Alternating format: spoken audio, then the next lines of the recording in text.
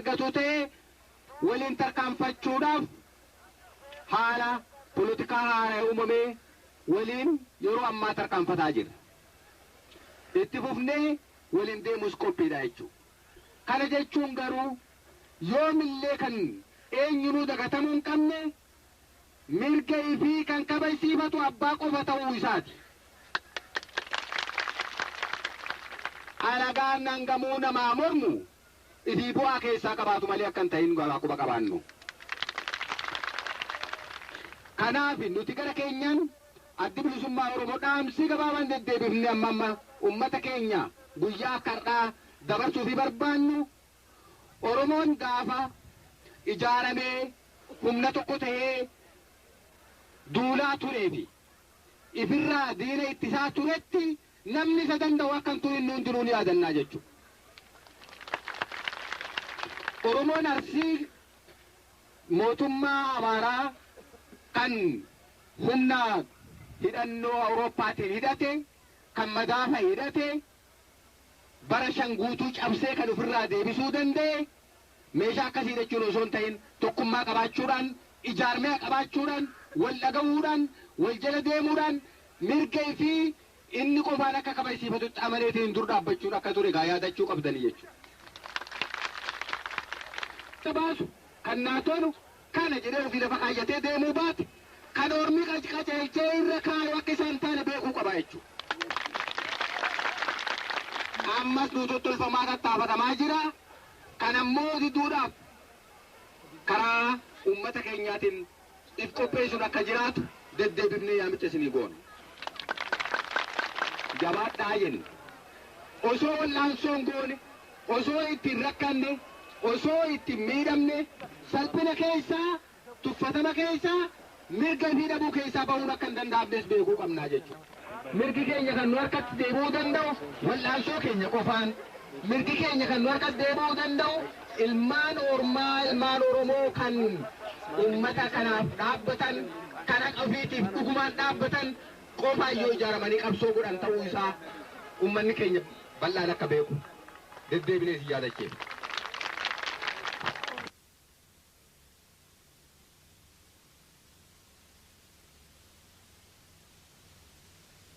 Gaggeeffamu koloneeffataa Awurooppaa dhiyaatti irkifachuudhaan biyya keenya booji'ee mirga dhalootaa fi uummanni addunyaa nuuf beeku afaan qawweetiin nurraa fudhate. Jagnootiin Oromoo hadhaa gabrummaa hin waga'amu jechaan qabsoo fincillaa fi diddaa salphinaa erga calqabanii jaarran tokko darbee jira.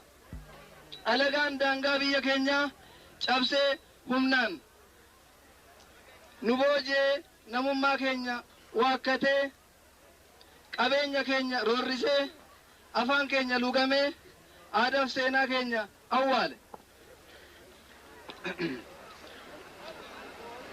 Dalagaan farra dhala namaa taate kan hiriyaa hin qabne dhawaatan nurratti raawwatameera. Hawwan keenya harma muran, abbootii keenya harka ciran. Kanaafuu tokkoffaa biyya afaan qawweetiin dhabne mirga dhalaan dhaalamne deebifachuuf gaaddisa Oromummaa qofa jalatti gurmaa'uun akka filmaata hin qabne hubannee jirra. Lammaffaa karaa nagaatiin bilisummaa gonfachuuf bulchaan alagaa akka raawwatu chaartariin mootummaa ce'umsaa ni deeggarra. Sadaffaa waliigaltee adda bilisummaa Oromoo fi Ihaadig karaa nagaa dimokiraasii waan ta'eef hojiitti hiikuuf ni qabsoofna. Afuraffaa biyya afaan qawweetiin dhabne deebifachuuf hiree keenya ofiin murteeffachuuf jarmeewwan Oromoo gaaddisa Oromummaa jalatti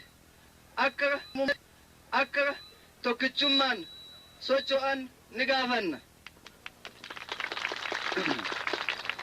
ummata Oromoo afaanitiif amantii fi kutaan gargar baasee tokkichummaa isaa laaffisee tuftaa diinni ordofu ni balaaleffanna. Jaaffaa labsii naannoo Oromiyaa murteesse fudhachuudhaan Oromiyaa dhalattus guddifachuudhaaf ni qabsoofna. Torbaffaa harka muraa farma muraa hannolee mallattoo fincillaa diddaa gabrummaa alagaa waan ta'eef yaadannoo jagnoota wareegamaniif siidaa dhaabuu fi murteeffanne. Waldiddaa uummata Oromoo fi cunqurfamaa uummata Amaaraa jidduutti uumame karaa nagaatiin akka hiikamu ni gaafanna. Bilisummaa Oromoo adda bilisummaa Oromoo qaaman yaada fi horiin itti birmachuudhaaf qophoofnee jirra. Kurnaffaa dhaabbotiin maqaa uummata Oromootiin ijaaraman hundinuu waan mara dursanii dantaa uummata Oromootiif akka hojjetan hubachiifna. Injifannoo uummata Oromoo amajjii 6 bara 1992 Arsii Itayyaa.